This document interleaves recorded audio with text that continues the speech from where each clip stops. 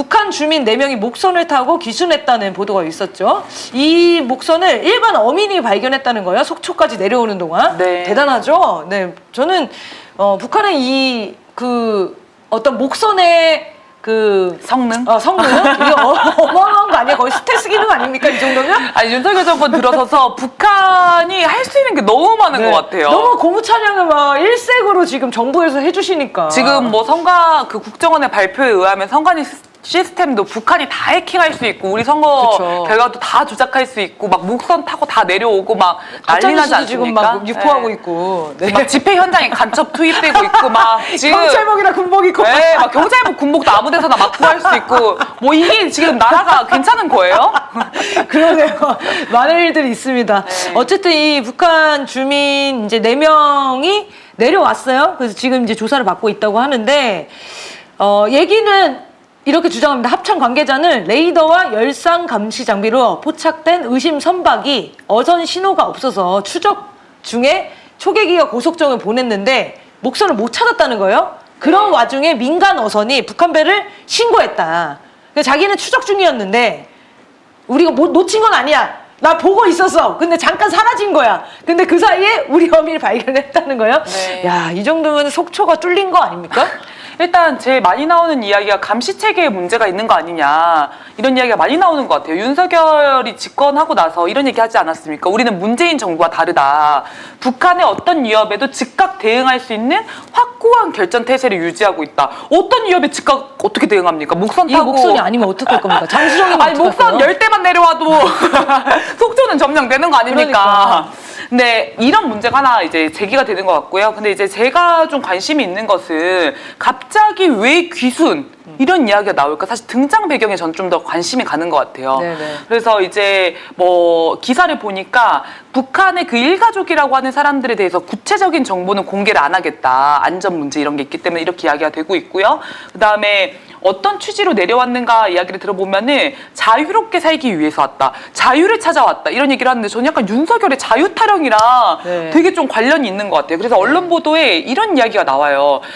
그동안 이제 북한으로 날려보내는 이런 대북 전단 같은 거 있지 않습니까? 그런 거를 보고 한국 사회의 실상을 접해서 귀순하는 사람들이 많았는데 이 사람들도 그랬을 가능성이 높다. 이런 얘기를 지금 언론에서 하고 있습니다. 근데 시기적으로 보면은 얼마 전에 대북 전단 세포 금지법을 헌재가 위헌 처리해서 이제 전단을 마구잡이로 날릴 수 있게 만들어 놓지 않았습니까? 네. 그리고 며칠 전에는 권영세가 대북 확성기 방송을 재개하는 법안을 이제 제출을 했습니다. 전 통일부 장관이자 현 국회의원이죠. 그래서 그런 지금 상황, 북한의 수뇌부와 체제를 비난해서 어떤 적대적인 정책을 계속할 수 있는 이 전단이라고 하는 것과 확성기를 재개하려고 하는 움직임이 있는 속에서 이 귀순이라고 하는 어떤 자극적인 소재가 터졌다. 이게 하나 있고요.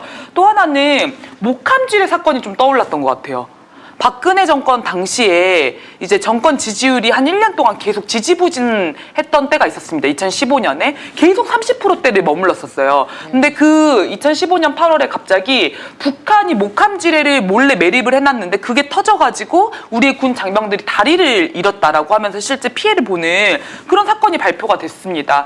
그러고 나서 이제 지지율을 박근혜가 40%대로 회복하고 50%대로 막 치솟고 올라가는 그런 현상이 있었습니다. 이걸 계기로 대북 확성기 방송도 재개를 했고요. 네. 적대 정책을 계속했었죠.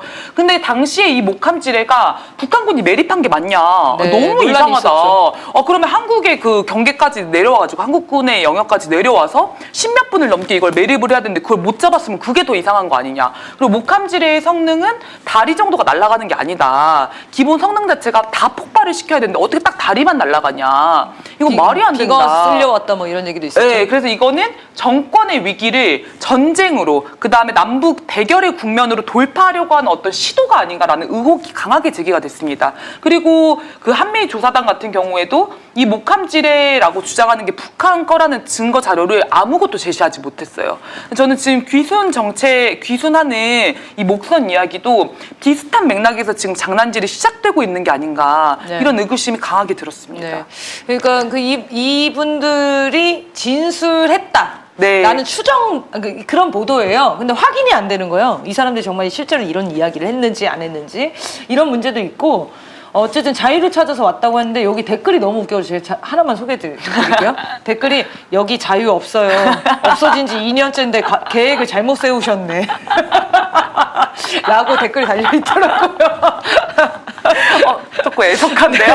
네, 애석한 상황입니다. 어쨌든 이 사안은 말씀하신 대로 그런 의도로 만들어진 기획 사건이 가능성도 있다라고 얘기 좀 드리고 싶네요.